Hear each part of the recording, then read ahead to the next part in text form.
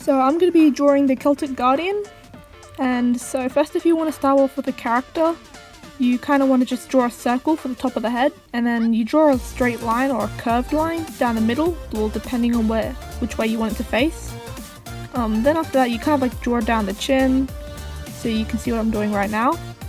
And usually when you're starting off with the characters, it's best to just draw like different types of like squares, circles, rectangles, triangles, just do like lines and curved lines.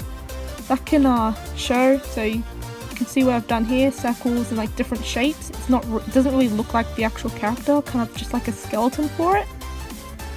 The reason why I like to start off with this type of skeleton is because if you suddenly decide that the arms of the character is too long, instead of having to redraw all the details and designs of the characters, you can just rub some skeleton part out and redo it.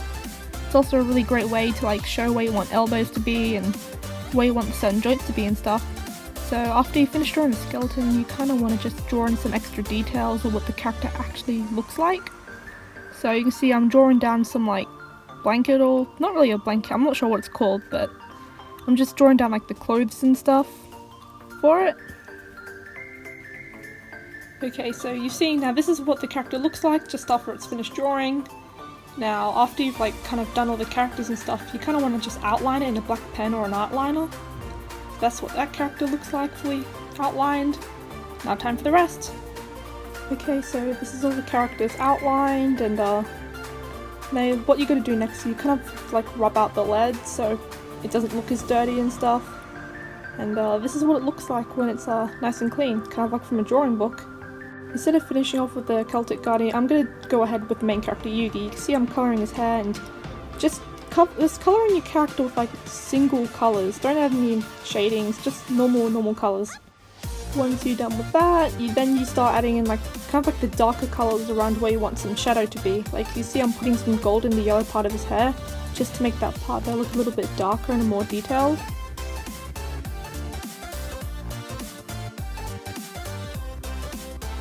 Now I'm going to go with the purple part of his hair and just push down a little bit harder with the same character, or you can just use a darker version of it, it doesn't really matter.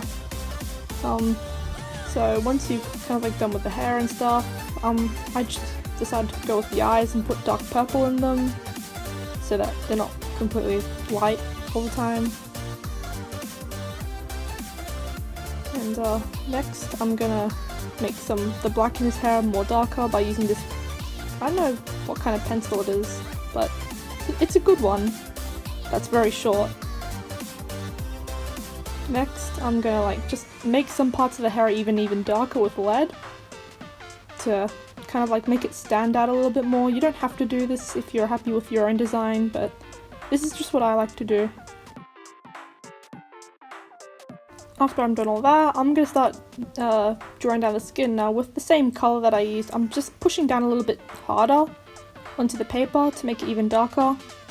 Or you can just use orange and like shade it very lightly on. It doesn't really make much of a difference to me, but you can do it if you want as well. Now after that, I also put a bit more lead on the skin and did all more to make it darker. Next I'm gonna get like a navy blue for the jacket, and I'm just gonna draw down where the shadows would be again. Now after I'm done with all the blue, I just get some more black and make certain parts even darker, just, you know, for the extra effect like always. So after like the jacket's done, I also went over the white parts with like a really light grey pencil. It was actually just a cheap Crayola grey one that's like really old, that I never used. I'm kind of just like using old pencils right now.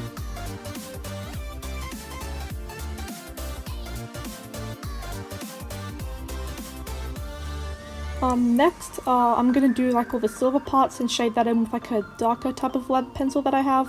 All the silver parts, like the buckles, the chains, the dots, circles on the belt, and yeah. So I'm just casually shading them very lightly with a lead pencil. I didn't really think about where the shadow would be on the chains, so I just casually added in lead wherever I wanted it to be. Now after I'm done with all the silver, I'm using that same black pencil I used for the hair to go over the shirt, or not really a shirt, more like a singlet. Just make certain parts darker like always. You can see all the little lines that I draw all over it, I'm shading those down as well. Now this is the character Yugi finished. Now, time for the rest I guess. This character here is Dark Magician, you can see he's mainly just purple. This character here is Summon Skull, he's mainly like a bone character. This is the Celtic Guardian, you can see he's got a lot of colours on him. This is Guy the Fierce, or Brave Knight, I forgot his name. This is Exodia, what everyone thought was my purple card. And this is the finished picture. So I added in the background, it's kind of like, it starts off with black at the bottom, then it goes to navy, and then just like a dark blue at the top.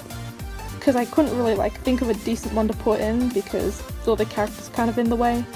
I just went with whatever I thought of. Thanks for watching this video, I hope I taught you something.